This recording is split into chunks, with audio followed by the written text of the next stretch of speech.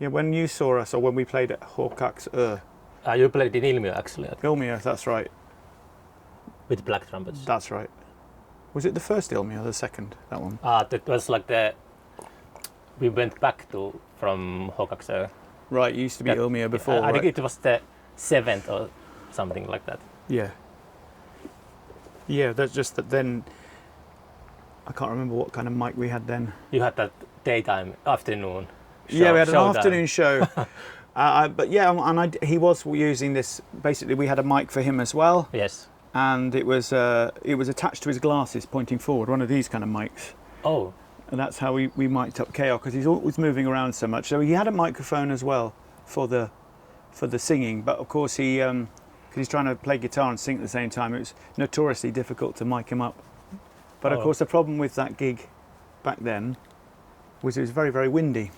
Windy? So, yeah. Oh. So the mics you could hear, like, when we started playing, we could hardly hear anything. The monitors. Did you have like a violin player there or something like that? that? Yeah, Thomas. Yeah, yeah. Thomas, and we've been playing with him since then. Okay. Yeah. But but just recently, the latest thing with KO that we've done is this new collection of people. Well, there's 4 of us, and what's nice is we've got Yuri Joensuu, who's an old friend of mine, and also pays rent for this place where we all rehearse, including Rajautat, and he's drumming, and he's never done a live gig though. So one of our anyway. So there's him drumming. There's me on bass, which is good because I've only ever really played bass in a. You might want to close shut the that. door. Yeah. Yeah. We get the nice background. Yeah. Background beat to the recording. Yeah, I've only ever played bass in recordings, so all the black trumpet recordings, they're bass, but there I'm playing in a band situation. And then we got Matti Peel from Profeta, who is singing KO's lyrics. And it's really good because what it's done is made KO, who can get quite sort of, he's very compulsive sometimes. And, yes. You know, so he's trying to sing, he's trying to play, and it's quite hard for him to manage both nowadays. But what we found was that now he's playing really great guitar. So we've got this really, only had a couple of sessions with this new band, and yeah. You still call yourself black trumpets? No, this one's called Jyväskylän Energia. Like Imatra Voima. No. But it's like not like Imatran Voima. That's the whole point. but yeah, similar. It's definitely to do with that. I must admit, I've been to Imatra, and I do like the logo on the bridge when you look out and the water comes through the dam at 6 p.m. and they put Nightwish on. I have this really huge argument with someone really close to me who's a bit like conscious about, what's the word, like self-conscious. I mean about the environment, you know. Oh yeah, so environmentally we're arguing friendly. about dams because my argument is that a dam could be damn beautiful.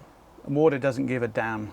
I understand the point that it's like a chaining nature, and it's not pretty. I mean, it's like it could be brutal, and but brutalism is also like an aesthetic. Yes. I think the dam in Oulu. Yeah. It's really beautiful. In Oulu. Yes. Okay. Yeah. I don't know that one. Yeah, I'm thinking about the one in Imatra. Yeah.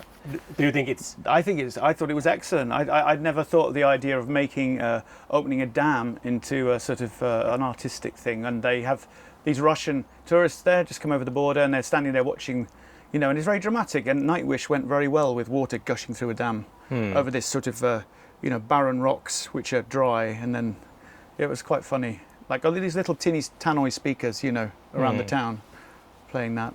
It'd be quite nice if our music got played on those one day when the dams open and the water comes forth.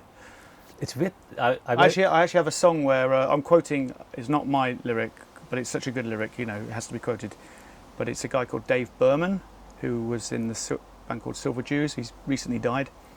But one of his songs, Horse Leg Swastikas, he says, "I want to be like water if I can, because water doesn't give a damn."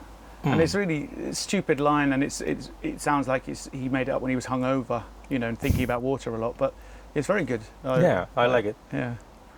Yeah, but there's something I stopped by at the Uljua Reservoir, which is like maybe 100 kilometers south from Oulu again, and I was standing there by the beach of the reservoir, and it's like huge. It's like 30 square kilometers, and it was eerie. It was really like there was no boat.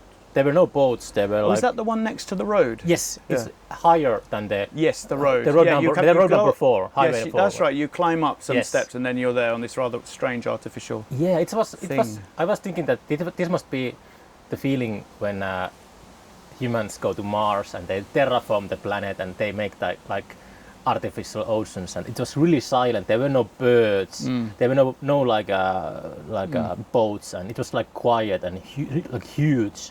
Like a human achievement, but there was something like I understand that again that could be that's in a way that's an ugly thing to like change. You know, people get confused about though. You're talking about brutal aesthetic, but you know that comes from the French, like about raw concrete. It's got nothing to do with being brutal.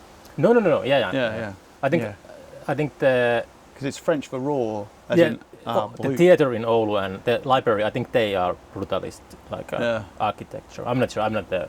Well, we got our share of brutalist architecture, haven't we, in Finland? But yeah. So, but about Keijo, so I hope you don't like forget his voice, because I really enjoy his distinctive like singing voice. It's really you recognize it immediately, which is like but you should hear what he's done recently, and it's sort of no, absolutely, his voice is still, we're still doing stuff with him singing, and that's Black Trumpets is still going. You know, that's definitely where Keijo sings, but no, I think this is a new thing for him, letting somebody else he's never had, he said, and it's very important for Keijo to be doing new stuff. That's the thing, always in all the things he does. And he said this is the first time he'd, well, it's not the first time, but I think for many people it'll be the first time that they hear his lyrics being sung by somebody else. Okay. And of all the people to sing his lyrics, it's quite funny because this Matti, I only met him recently, and I'm actually going to be drumming in Profeta. Okay. So it's all, it's good because he lives in Jyväskylä, and I've never known him until now, but he happens to have kids the same age as my twins as well. Doesn't live so far away. So we're in the thick of it right now with this new band. Do you have like a new studio here or something? Studio space? So? No, it's not new. It's really old. It goes way back. I mean, this is when Raya started. We used this space, and lots of other bands. So it's Keljonkangas or Teurastamo. Okay. It's an old former abattoir office, and it's got windows, which is kind of rare for That's a really rare. Yeah. No, it's great. Out of the basement. No, it's nice. And you have a nice view where I drum from. I can see over into the forest. It's very good. And across the trucks, it's basically in a, what's it called, a varastohotelli. So there's lots of trucks there with, but our little bit is, I think we've been there before. A lot of the changes. They used to be quite sort of empty, but now it's quite busy around there. Is this gig I think I'm trying to publish this episode tomorrow, so I'm talking about your Räjäyttäjät. Is that like your comeback gig after the comeback gig? After the Armageddon. It's halfway through our tour, but the Armageddon stopped everything. It did, didn't it? Yeah. And is this your first gig after that? Yeah. Since then. Yeah. Since we were. Jyväskylän kesä. No, we've had to cancel all the major festivals. We were going to play in quite a few festivals. Yeah, Silli said that I don't know what he counted in, but he said that 30 shows, he lost 30 shows because of the COVID. Yeah. But I think he counted the Jukka and Kumppanit. Yeah, stuff like that. Yeah, and his other band. He's got Amori, and he got 1,000 fans. Yeah, he's got lots of bands. He's on that. And no, for me, I've just got Räjäyttäjät and this and Black Trumpets, and now this Jyväskylän Energia, which is quite enough for me right now. But with Räjäyttäjät, I've been doing lots of new songs. I know, because now this album, we would have sort of be almost finishing our tour now. But now what's happened is that those festivals that got cancelled, they've just been put off till next year. So it's really strange to be in the situation where we guaranteed gigs to do this album that we've already done. That's true. Yeah, I haven't thought about it. But it's sort of like it's kind of okay. Stops the. But I don't know. It stops the creative process in a way that it's like put everybody on a holiday because it's like in a way, actually, if you put out a new album like just before the COVID, you kind of lost the tour. We were lucky insofar as you never tour with it if you make a new album. We were lucky insofar as we put it out, was it at the end of last year, and so we actually did half our tour already in Lapland in the winter, and we went twice to Lapland. That was quite weird and fun. Involving skiing, which is like right at skiing, which is quite weird and new, and do you like to ski? Yeah, I did, and to the terror of my bandmates, I also did downhill skiing, which they're not so fond of. They're quite traditionalist, Jukka and Silli, in many ways, being great historians of Suomi rock and many other things, and Suomi culture for that matter. And I only learnt to ski since I've been here, so they're assuming I'll be really bad at cross-country skiing. But actually, when we went cross-country skiing, Silli fell over quite a couple of times. And, and then on the way back, I sort of ended up going off ahead, and Jukka was saying, "A gold for Great Britain," like this, which was fun. I saw a video the other day of me learning to cross-country ski about 15 years ago, which is roughly how long I've been in Finland, and I really couldn't do it then, but now I can. So I've basically had a sort of second childhood here with my children growing up here. I've learned how to do all the things Finnish kids learn to do, but as an adult kind of thing. But the thing I was going to say was, to the terror of my bandmates, I was downhill skiing too, which is like, they've never been into that, and I've never had the money to do that, but we were very lucky. Again, with kids, you get to do these free lessons as accompanying your kids, because our kids have some minor speech delay, which for some reason means that we're entitled to free lessons to be their, the carers, as you were, there. So I learnt a few tricks. I learnt to ski downhill backwards, even.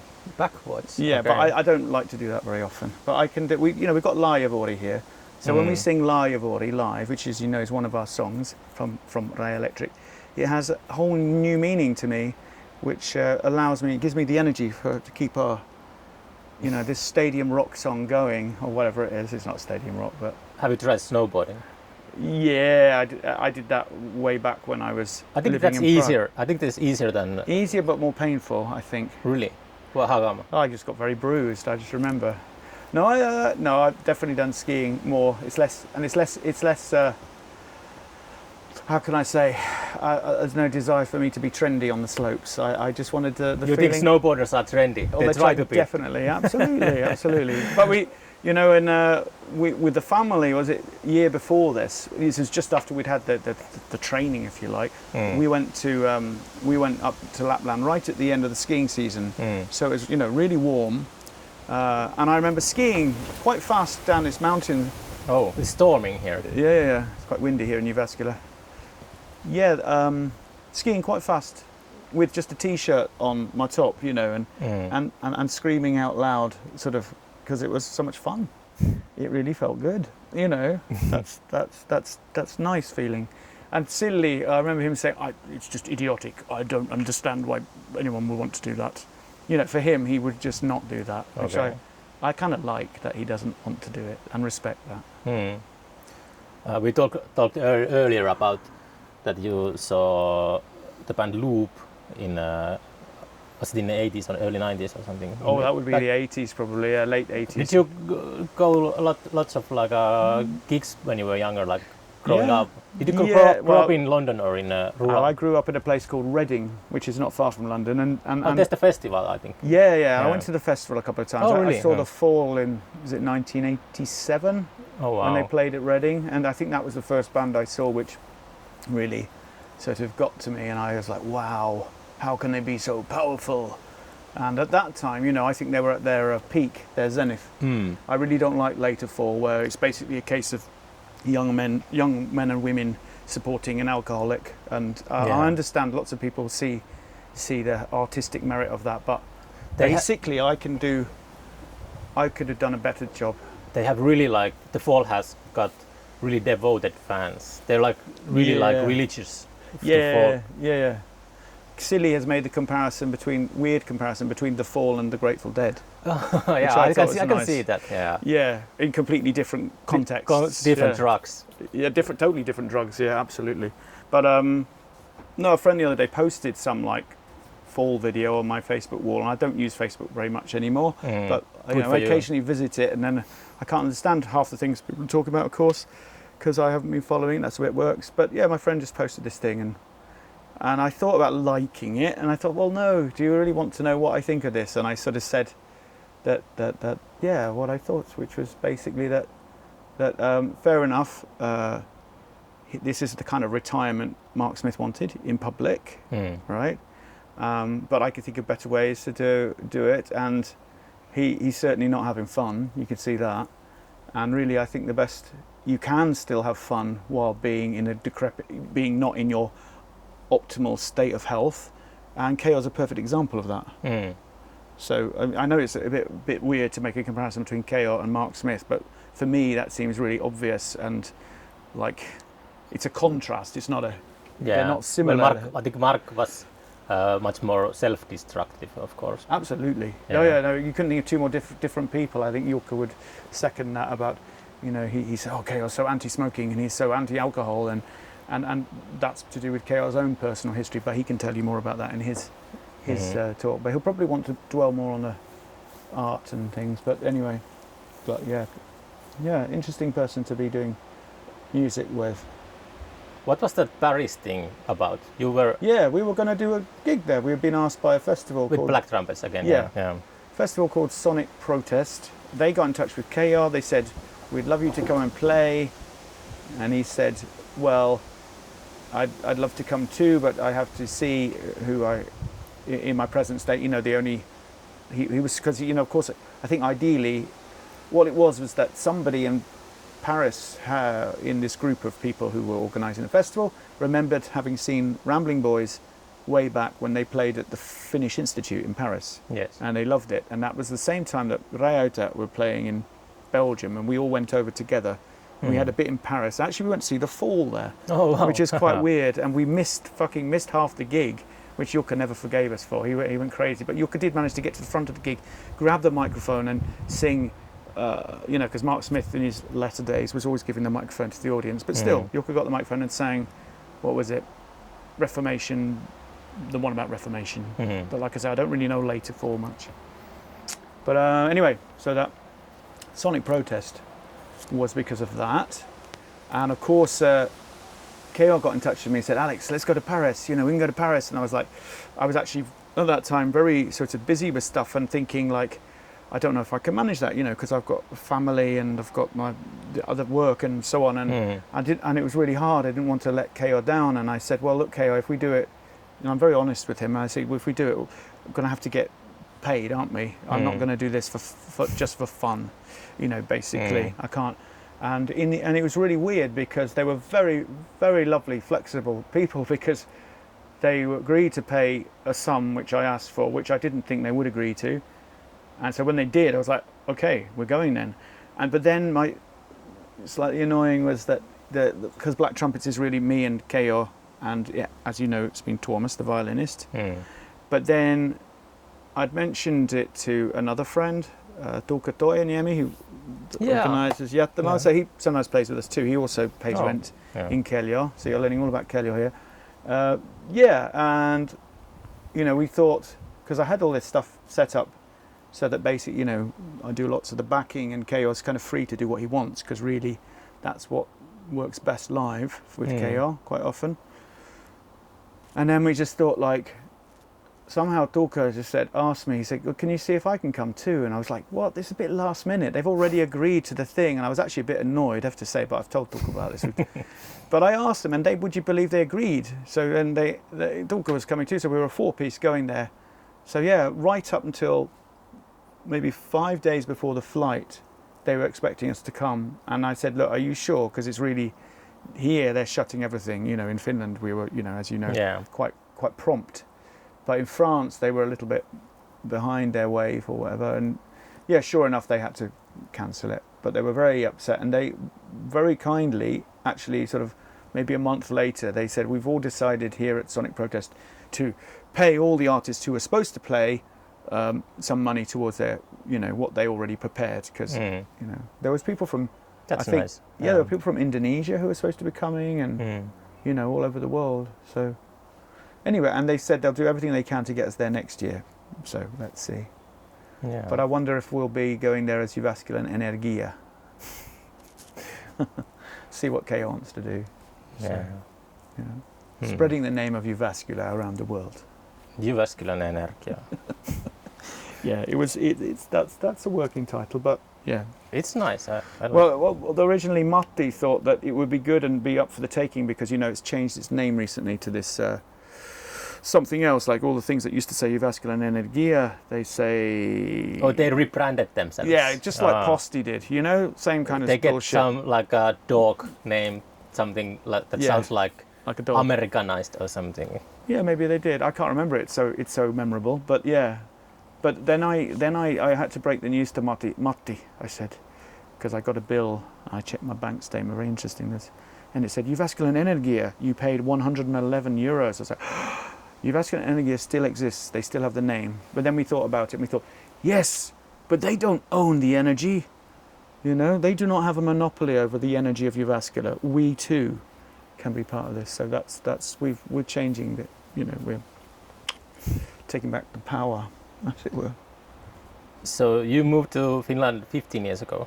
Actually, in 2006, so 14. Oh. Yeah. How soon did you meet Jukka and Siljan? Where did you meet? Yeah, we met, would you believe, at university. We're a little student band. Little art school. But don't tell anyone. Yeah. Yeah, it was kind of art school, but I don't know if it's all music. What were you studying in there? Music, mind and technology, which no longer exists as a course. But it was like, it's one of these international master's degrees. And I'd been here about a year. First year I was here, I was working as a nursery school teacher, which is actually what my neighbour has been doing for much longer. And finally she's got out of that job. I'm very pleased for her. Why is that? Well, it was good, but it was kind of, you're underused. I actually learned how to play the ukulele while I did that job. Okay, that's like the Groundhog Day. The guy is learning like a masterful piano player. Yeah. It was a bit like that. I mean, I could do the job, but I was basically overqualified for it because I'm a trained teacher, as is Zoe next door, who's also English, by the way. Okay. We've got a little English ghetto here in Kuperämäki. And but yeah, Helmet Hill. Helmet Hill, that's right. Helmet Hill gang. I think of the Beatles when you say that. Their helmet haircuts. But yes, so stream of consciousness. And then year doing that, and then my wife noticed, which she's the reason everyone asked me this. Why did you come to Finland? Well, my wife, of course, everybody knows. Is Finnish. Yeah. But at the time we weren't. Well, I don't think we didn't get married till 2007. But yeah, we got married, and then it was all part of the same thing.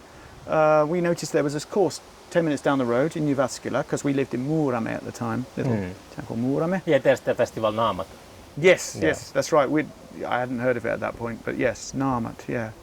And there was also a fantastic saunakylä then in those days, which is now... Saunakylä? Yeah, but it's now moved to Jämsä. The Jämsä... Oh. Yeah, but that was amazing. That was one of the best things about Muurame, the saunakylä. You're into saunas? Yeah, and it was like, well, when we had our polttarit, me and my wife, in our separate polttarits, we all ended up meeting in this saunakylä in Muurame. It was great. It was so pagan, like this group of naked women and this group of naked men with a meadow between them. And at some point, I think I had to sit on some stinging nettles. But I think that was really for women, but I did it as well. Why not? All this fertility ritual thing. It was great. Yeah. Really good. I love Finland. Yeah, and anyway, then after a year, we noticed this course down the road, MMT, Music, Mind and Technology. I thought, I like all those three things. I'm a bit into psychology and all that. And technology. Of course, I wanted to learn more about recording techniques and stuff. So I did that for, officially, I finished in 2011, because you know what it's like in Finland. You can take as long as you like to do a master's degree, but it was only 2 years, really. And I think all the time I was there, I mean, my reason for being there was when I found out they had all this studio there. I just thought, great, I'm just going to play every week. And I'd ask people on the course, do you want to play? And we'd play in the music therapy room downstairs. There was a music therapy room. And in a way, I sort of do music therapy still now. But my definition of music therapy, which has definitely got everything to do with Keo. But but anyway, in those days, that's when I met Jukka. And when I first met Jukka, we didn't say anything to each other. Well, he just came in, a very shy bloke, because at the time he was quite shy. I think he still is quite shy. Yeah. I mean, everyone's sort of shy to a degree, but he was very not withdrawn, but quite. You know, he was well known for being fairly eccentric at the time. You know, he used to get kicked out of Vakiopaino in those days and stuff. But anyway, I didn't know him. But Tuukka Tervo introduced me to him. I don't know if you know him, but he was in this band. We had this band called Scarduff Six Pack, and we had a couple of gigs in those days. And but the first rehearsal we had, Jukka just came in, sort of like with his head down like this, and he had some sort of box with him. And he sort of plugged it into an amp. It made a noise, and then he just started drumming with it. And it was perfect because I'd always been, you know, I thought, great, I don't have to drum. So in those first time I played with Jukka, he was drumming and I was singing at that time. So it's all gone kind of round in circles. I'm going to be a front man. Yeah, with my ukulele that I've just learned to play. And I also had these Wii controllers and that's something I carried on doing in Black Trumpets, as you might remember. But that was part of my thesis that I did for my music degree then. It was about finding a musical digital interface that was kind of easier to play, so maybe disabled people could use it. You know, I didn't quite make it that easy to play though, or if it was easy to play, it didn't exactly do what you wanted. So, but it was fun. It combined all the things I like. Yeah, I have to say that I on the way I listened to the bulk of Black Trumpets song you put out on Spotify. Last year, I think. Yeah. And I have to say that nowadays I listen to music more like I'm trying to figure out how it's recorded and the instruments that the bands are using more than listen to the music itself in a weird way. Well, but I have to say I really enjoyed to listen Black Trumpet songs on that like a I think, I don't know, from what I've heard from what other people have said, I think the way we record it is quite it's really different. Timeless, I think. Yeah, sort of strange. Did you use like modern technology at all, or is it like a smoke and mirrors, and you use Pro Tools all the time? And I use something called Ableton Live, but the start of it is definitely like one moment where there's the seed of the idea, and occasionally on some of those songs we had more than one moment which were combined. One of those songs, if I remember rightly, was where Thomas is drumming. Actually, there were two separate kind of things, but I just stuck them together. So I think over the time I've been doing Black Trumpets, I've been learning how to write songs myself. And to start with, it did come from like doing it with technology. I don't know anything about music theory really, or anything like that. Or are you interested in like modern technology? Are you looking for new stuff? I'd say that. Or are you more like a vintage guy? You know? No, definitely. If you were going to sort of stand me next to Jukka and Silly, they are the vintage guys, and I feel it's my duty to not be a vintage guy. That would not give anything to Rajoset, for example. I think we've got plenty of historians in that band, and I have a big respect for history. The other job I do is proofreading and editing for the history department here at Jyväskylä University. But in terms of, you know, Finnish musical culture, they know lots, and they are always educating me. And I just feel like it's good if I do have lots of new instruments, and I try and find ways to use them. And it's just another way to write music, because it's like another challenge. And I think if you're trying to use different tools, then you're going to come up with different things.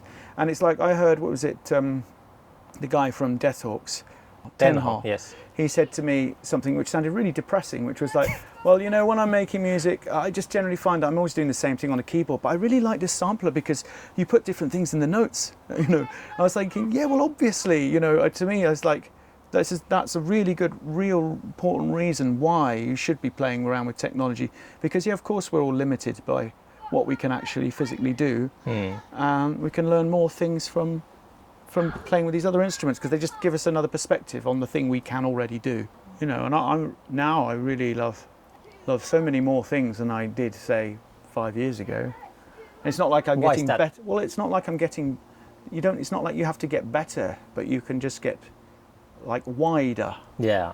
It's like with music, there's wonderful freedom to go in any direction you want, really. Yeah, and it's really weird that so many people are like sort of narrow-minded, you know. They're like they think of themselves that I'm really like my mind is expanded to the ends of the universe, but in reality they're just really like like they have like this tunnel vision. Yeah, I've noticed that when I've talked with many people. I'm surprised by that because I never had that.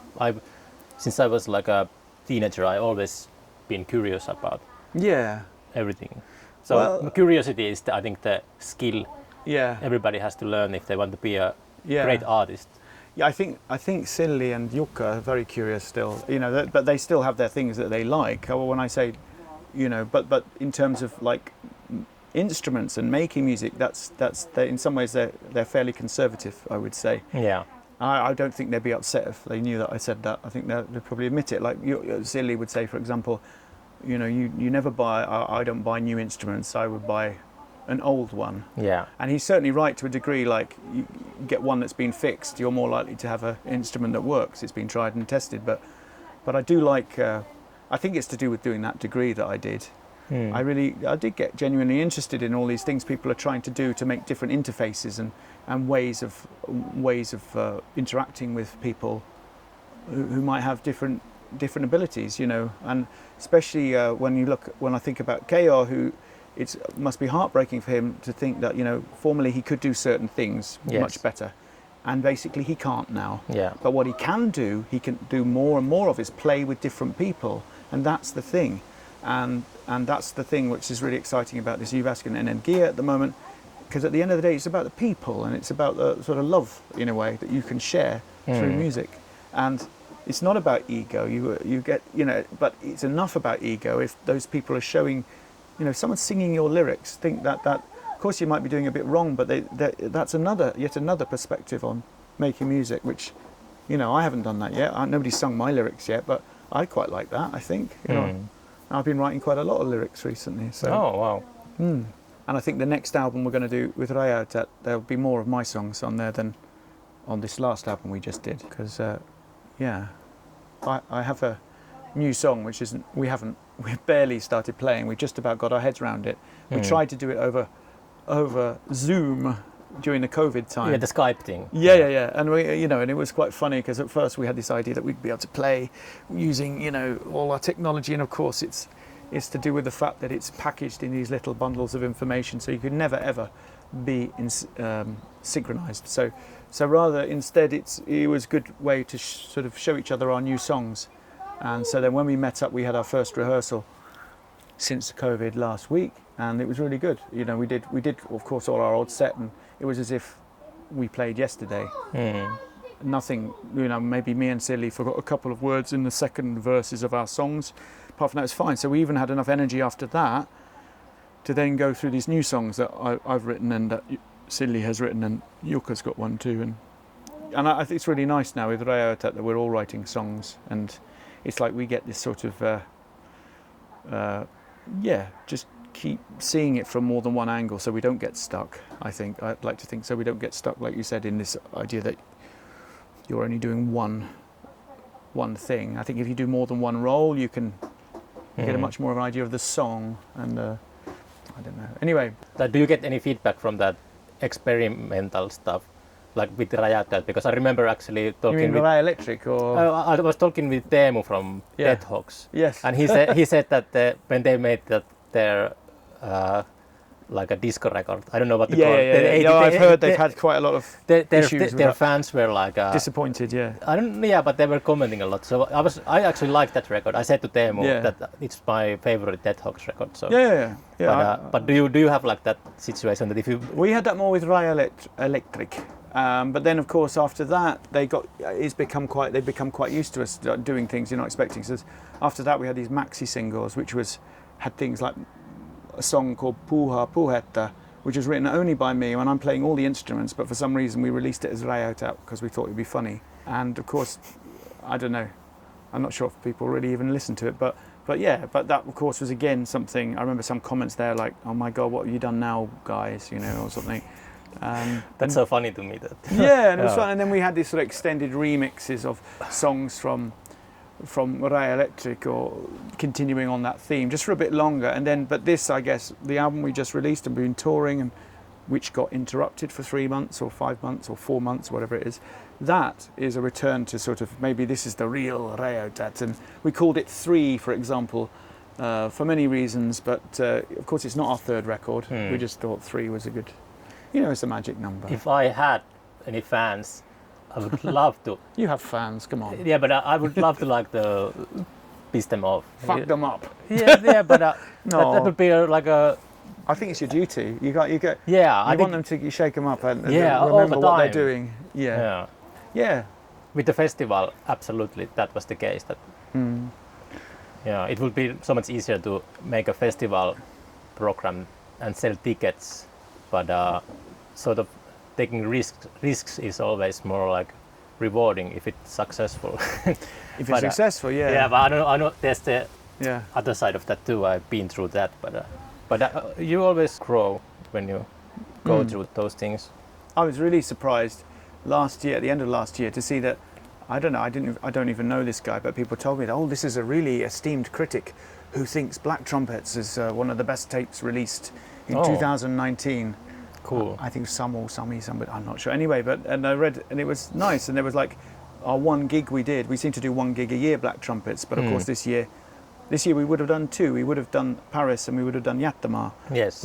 But I'm so bummed about Jättemaa being cancelled because they were always at the same weekend our festival. I never made it, and we decided to take this year off anyway. Yeah. And my plan was to visit. To go, yeah. And of course. Because it started again. But there's going to be a mini sort of Jättemaa, as you probably heard, at the end of this month. But just it's not the same. Of course. Yeah. But there might be surprise appearances. Who knows? Yeah. Anyway. Did you finish your thought about the critic? Oh, just that I'm just really surprised that. Well, for a start, it's on a tape. But I think he must have either seen the concert as well, the 1 gig that we did on the year, and it's really nice that we can do. It's completely different from Räyhäutat, for example, where we might do a lot of gigs and people will notice them. But with Black Trumpets, it's I really don't think if you look at Spotify, not many people listen to us on there, and yet the people who do listen to us seem to be very. It's got everything to do with KO, of course. Yes. KO can do anything, and in some ways he can do anything, and there'll always be someone in the world who thinks it's amazing, and I think he knows that. It's so weird to have an audience. I never gotten used to it. That thought that there's somebody like. Yeah, and you've got that with your podcast. Yeah, and with the festival also in a way. But it's like a weird thing that somebody is. But I don't feel expecting something, and they can be disappointed or they can be delighted or. Yeah, it's funny. I don't know how people treat it, but for example, I don't know. My friend Marcos phoned me up the other day and said, just jokingly, I think he said, "I found your article the other day where you were being interviewed, and you said something about when you were asked what should humanity get for Christmas, you said nothing. I think that's a bit rude," he said, and I was like, and I know he's joking, but then I was thinking like. Come on, it's like what? I've got a responsibility to sort of be saying the right moral thing, I'm just a fucking drummer in a band, I'm not a prime minister or something like that. Humanity should get new drumsticks for Christmas. No, but yeah, that would be. But and the other thing is too, I said, did you read the rest of the article? Because Silly was saying like yes, equality. No. Yuka said equality, more equality, and Silly said common sense, and I just thought, well, I have to say something a bit stupid because otherwise we just sound like the 3 wise monkeys or something, So, but that's the way I. But that's sort of like I know that's like a question that's like loaded, like journalists are setting up a trap. Absolutely, for your ego. Yeah, it's like a bit. Yeah, I remember those questions when the interviewer. I had to be the face of the festival a couple of times, so it was. Oh right, because so you interviewed. I had this like responsibility to be like a sensible guy, and be like this robot zombie answers, and all that stuff. No, Yuka once we were having an interview, and I can understand it. He's definitely had more concerns in that arena than I would ever have, but sometimes I think it must be very hard to.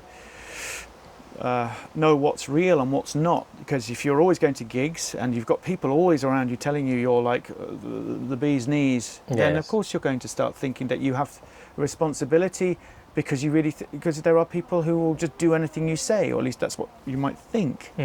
And I remember once we got interviewed after the psychedelic festival in Oulu, that thing that was really fun. Yes. And of course we were a bit wasted after the thing, and they wanted to interview us straight after the show, and it was right in the middle of Brexit, you know, and I was saying things like, I think Boris Johnson should be killed, and then Jukka said, no, you can't say that. Come dance with me now, Alex, dance, and we had to dance, and it was like, you know, he said, we can't say we want to kill people in the festivals. I mean, in the interviews. All festivals. All festivals are like that. It is true. I mean, there is a line one must draw. And I would not go out and say, hey, go and kill somebody. But it's sort of like, it's like this stupid game to, like music magazines. You have to, when I was younger, I remember reading interviews. Yeah. And they were like boring interviews, and they were like these bands that said really outrageous stuff. And of course that outrageous thing is more like, you're more attracted to it. Yeah, and The Fall was a perfect example. Mark Smith was very good at interviews, you know, and all his early songs are about interviews. He's singing about, you know, like, he is not appreciated. That's about being music journalists, for God's sake, I'm pretty sure. And then there's lots of his other stuff, but he made that a work of art. He was very good at interviews. And for me, it was very hard. I just don't like Late Fall, because he's lost that spark. He's lost that humour. He had really, really wicked humour that maybe he still had it, but no, he got every right to be a bit bitter by the end of his life. But yeah, I don't understand that. I don't know why I've gone back to Mark Smith, sorry, but that happens. He's not been mentioned in this podcast series before, so. Well, if you're talking about interviews and journalists and rock musicians, definitely Mark Smith is important. I think he should be like an object of study for if there was some kind of academic discipline about music journalism, which I don't know if there is yet, but there probably is. But he made a great art form of it. Have you ever read any Caitlin Moran books? I know the name. Yeah, so she did like How to Build a Girl, and how, you know, she mentioned Mark Smith then because it was like, I think that book is about being a music journalist in the early 90s or late 80s. So it was when The Fall was still pretty hot stuff in some, at least in that particular context. And it's very good. It's very funny. I don't know if that kind of like rock journalism exists anymore. No, it's definitely a thing of the past. I agree. It's sort of like, actually, and one thing I can't get over is, like, you know, we've done a few interviews the last few years, and this last one, which my friend Marcus was reading and told me about, I remember that was actually done over the phone. I forgot to actually turn up for the interview, which isn't like me. I'm usually very sort of keen on this kind of thing, but it sounded like I was being very cool, but I really did. I guess I was, but I just forgot. Well, I really did forget about it. And Jukka was like, that's not like Alex. Anyway, but the guy agreed to that he would phone me later and do it. And I was thinking, oh, well, it probably won't. But he did. And so I did the interview over the phone, and, you know, and I said the things about Christmas, humanity not needing anything. But what always strikes me as really strange is how, at least in Finland or this era in my life, like how nice and how polite and how, you know, these journalists or whatever, they do everything they can to make you sound good. Whereas I remember exactly, I remember it always being like English journalism, music journalism, or journalism from that period. You know, it was all about like setting up bands against each other, like Happy Mondays and the Stone Roses, and you know, and Oasis and Blur later on. Yeah, exactly, and all that shit, and just sort of talking about everything but music. But in a way, that's what made it so it was fun to read. It was kind of. And I used to remember I could at one point do this really good parody of the way a music journalist would write, like really over the top mixed metaphors, and really like, you know, just your stream of consciousness. That's the whole point, because it's sort of, you're free to write about music like that. I wonder how much of that, like what's the word? Mythology. Yeah, they're creating this mythology around some band. Absolutely. They used to do that more in the early days, but after internet, I think there's been so much less of that. Yeah, well, I don't think it doesn't really work, does it? There's no need because you can find it. So there's like that you can. But say there are no like sort of godlike figures anymore because there's no journalists circling around their feet. Yeah, true. Good point. Yeah. There's no more like mythology around any bands.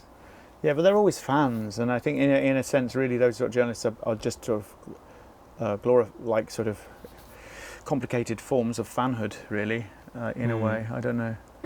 I did actually, while we're on this subject, I did this sort of experiment some point in, I think it was 2017 or something, so not that long ago. And at the time we were having, I think Raya had this sort of the biggest sort of, we'd had this lots of fans and stuff, and it was quite tiring. And I know that Jukka needed a break from that, and then he had his he'd had Jutamimit, as you know, but then but now he had the Kumpanit, and he was doing more solo stuff. So we had this sort of a little break, and I took this opportunity to I suddenly started listening to more music because I had more time to do it, and I heard this band called Fat White Family that actually my wife introduced me to. And I know them, yeah, and she was really overjoyed because, like, for first time in ages, we were listening to the same music again. Not that she likes the same stuff I do, but it's quite rare that it goes that way, that she introduces me to a band. And anyway, we were like, I really got into them, and part of the reason was because they'd formed roughly at the same time as Layout had, and they were English, and it was like these parallel, for me in my brain, I was thinking these parallel trajectories, and look there, they on a sort of similar, on a completely different scale, they had about the same kind of fandom as we did in Finland. So if you think of Finland being a tenth of the size of the UK, population-wise, then they had, and you can really quantize this with all the social media. So this is a bit sad, but I'm like looking, for example, they had a Facebook page and they had this many followers, and we had a Facebook group. I thought, well, it's about the same, yeah. And anyway, I got more and more into like finding out about this band, and of course these days you can find all this stuff on YouTube, all these videos made of them on tour. And I realised, oh shit, I'm becoming a fan of this band, like in a big way. And I was like, well, they'll never come to Finland. And then I found out they were going to Stockholm. So I said, again to my friend Marcus, who lives locally, I said, yeah, I'm thinking about, would it be weird if I just went all the way to Sweden just to see one band? But I'm sort of thinking I could be like a fan. I really find out what it's like to be a fan of another band, because, I've always been on the other end selling T-shirts to these people who are fans, So I'm going to be a fan now and go to one of their gigs. And he said, yeah, you should interview them. I was like, what, me? I thought about it. And then I said this to Silly, of course, who's got his Kuuma Linja. And he said, yeah, great idea. You do an interview for Kuuma Linja. Go out there. And I said, and Marcus said, yeah, arrange an interview. So I actually contacted them on their Facebook page. This strange guy replied back. He said, yeah, I'll give you 15 minutes with Saul. It's like, what? The manager, yeah. Yeah, but this guy actually turned out that they just fired their management. This guy was actually their roadie, do it all, basically dog's body for the band. Bless him. He'd taken over that role in a temporary manner, and he was trying to help. Anyway, and I said, oh, all right, and because Saul was actually the most interesting guy in the band, and probably the most problematic and unlikely to want to do an interview. So yeah, but anyway, and I managed to get backstage. And I wrote an article about it really, but it was quite funny because you could tell they were really at the sort of point where they just about could split up. They'd had like lots and lots of touring, and they'd had this success, but it was really looked really hard on them. Are the same guys in the band Moon Landings and Insecure Men? Yeah, that's the group. Yeah. I was in talks with Insecure Men a couple of years ago to get them to our festival, but it never. I asked them to go to, but Saul, I did actually end up talking to Saul, although he did spend half an hour in the toilet, and there's all these rumours like, oh, he's taking drugs and stuff like that, and he said, no, I was actually on the phone to my sister, it's her 18th birthday, but he's this guy missing his front tooth, like really, he's like sort of looks like something out of Dickens, like like the skinny kind of pauper kid who escaped the streets of London, And I'm well aware I'm just sort of like, I must have seen like a strange older bloke interested in these guys who are like about half my age, whatever. But I did explain to them, I'm in a band in Finland, and we've been quite popular, and I just wanted to see what it's like to be a fan. And basically, I'm a fan. I love and I started singing some songs to them, like these old songs that, of course, they'd almost forgotten. But you could see them light up. They go, oh yeah, I remember that one. You know, it was like really early on when the singer was drumming, and when the guitarist was playing. No, sorry, the guitarist was drumming and singing, and the singer was playing guitar really badly. And you know, and they've got that on Spotify. Some song there. It's called These Hands, and it's got these really weird lyrics which I couldn't quite make out. And I was like saying, oh, so are these the lyrics, or what are they? And so then they all turned around, the two of them, and they said them back to me, and it was completely different from the one that's on the recording. So, but it was good. It's about being a holy man, and you can see right through me, you know, that kind of thing. But last summer at Ilmiö, there was really weird thing when Mikael Rotter was playing there. Yeah, he was our Noi guy. Yeah, Noi guy. Yeah, but I remember. Was he wearing overalls? Actually, no. He was really clean-cut kid, but yeah. I forgot that. Kid. I forgot that some people have. Yeah. They have really fans. And when we arrived at the. Is he the guy that really coils up his cables very neatly? Yes. Yes. That's, I think Jukka pointed this out. I think Jukka might have seen. Yeah, one of his gigs when we, he was here. We arrived at the backstage area, and there were like fans waiting for him with the like LPs and like pens and stuff like that. And it was really like usually with our festival, that's like that's not what's going on. I observed those people. Yeah, they were like shaking and they were nervous and they were over 30. They were like 50-year-old guys. Well, that's me. I'm 50. Yeah, but they were like holding up their LPs and they were. Come on, the hands weren't shaking. Look, you're doing this, but so for all our listeners, you're shaking with nerves, not with age. Is that what you're trying to say? No, I think they were shaking because they were meeting their idol and they were. Yes, it's really nice to meet. Yeah. I was trolling them because somebody said that. I thought that was a comment on age. Sorry. The guy said that it's so nice to meet you, Michael. I've been such a huge fan. Then I said that it's pronounced Mikael. And, oh, sorry. And Mikael couldn't care less about that. Absolutely, this pronunciation. No, but you were just trying to facilitate. I know. Yeah. But yeah. Were you when you were younger? Do you have like really those godlike idols? Did you worship like people when you were a teenager? Yeah, I think I did. I mean, without maybe admitting it though. Without admitting it. Can you admit it now? Oh yeah, Can absolutely. You drop names? Drop names. Well, if I'd met David Bowie, I would have been quite overwhelmed. Yeah. But I did actually see David Bowie live in the end, and I was overwhelmed. Yeah. And I was. Where did you see him? In Prague. Oh. So this was during his reality tour. So it was like 2005. I think the ticket for it's in that toilet which you've just been to. I think I saw him on that tour also. Yeah. And you know he did this thing. Did you see it? But I saw, and I wonder if I might feel. You know, this is me being. Like, I saw him twice. Cynical. Well, did you see him when he almost died? No, I did. It's a heart attack. I think. Absolutely, that was the gig. He went off. He went off. Came his back last on. show, basically. Yeah, he came on back on. They had to cut the show short. And the thing was, when he went off, he played one of my favourite Bowie songs of all time, where he doesn't sing.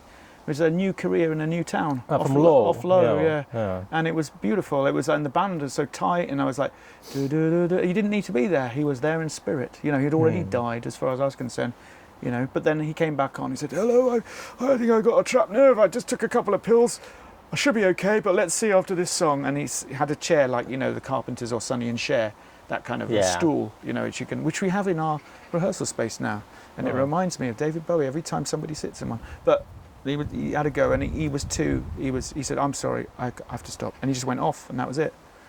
And that's very good. That's more. It was almost more. He's a showman in every sense of the word. So you can't tell even then if it was part of the show. Yeah, But of course, it was in the news afterwards that he'd had heart bypass surgery or something in Prague after.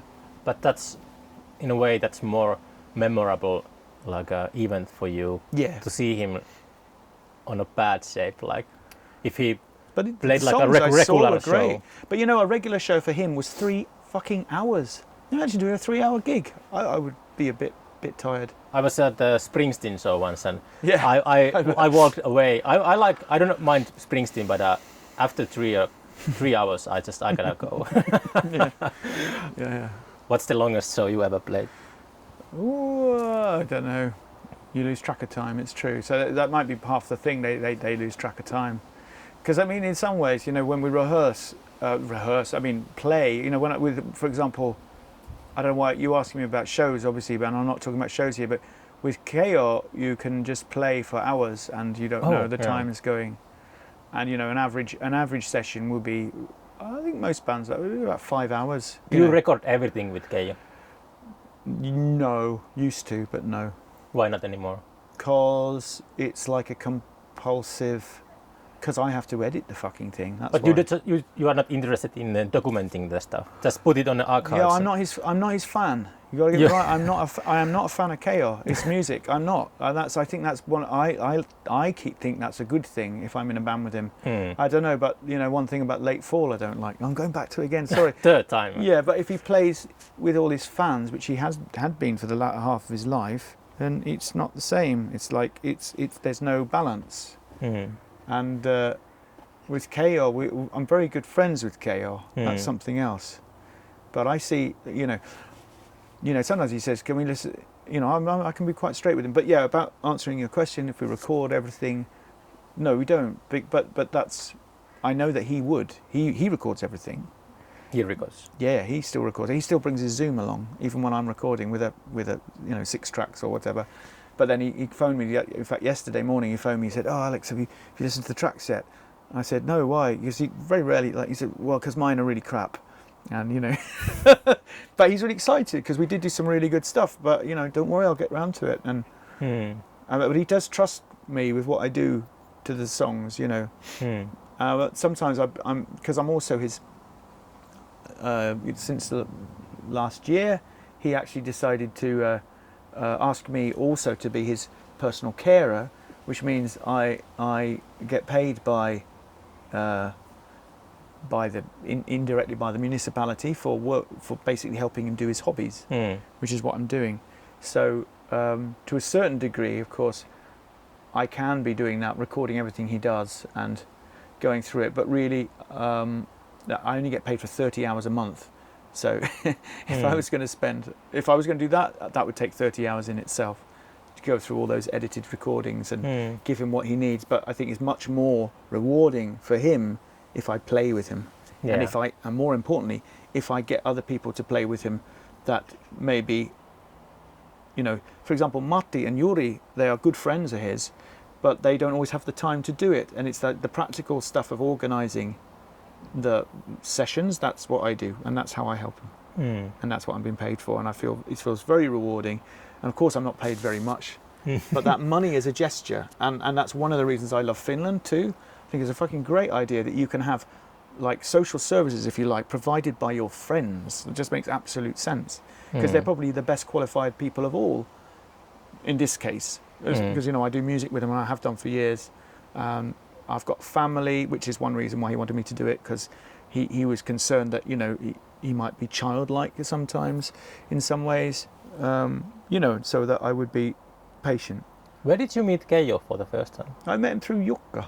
Oh, true, okay. And I met him... Yeah, Jukka had the band with Keijo. Yeah, Rambling Boys. Yeah. But Jukka's also done, as you know, probably duo stuff with him and so on. And and basically, like I say, it's this place we have called Keljo. We call it Keljo. Other people call it Teurastamo. And funnily enough, Matti Peel, who's now just started paying rent there as well. I'm in charge of everybody's rent. And so, oh no! No, but it's fine. It's fine. I'm far. No, I've been doing it for years and years, and I'm actually, I've been told, you know, I'm good at it. I mean, people appreciate it because I keep the place. I'm like the janitor. Is the place clean? Do you have like ashtrays and beer cans? And... Nobody smokes in there. Nobody's allowed to smoke in there. But we can drink in there. And one thing, we haven't had a fridge for years, but just this summer with the heat wave, I bought one of those wonderful things from Lidl. You might have seen them, the ice boxes that you can plug into your car's electrics. And then, you know, so it's good. So I can't leave it there for people to mess up and fill up with shit. I can take it home every time, and we've got nice cold beers. So yeah. No, I'm a bit sort of, you could say, anal retentive or autistic or something about keeping the place.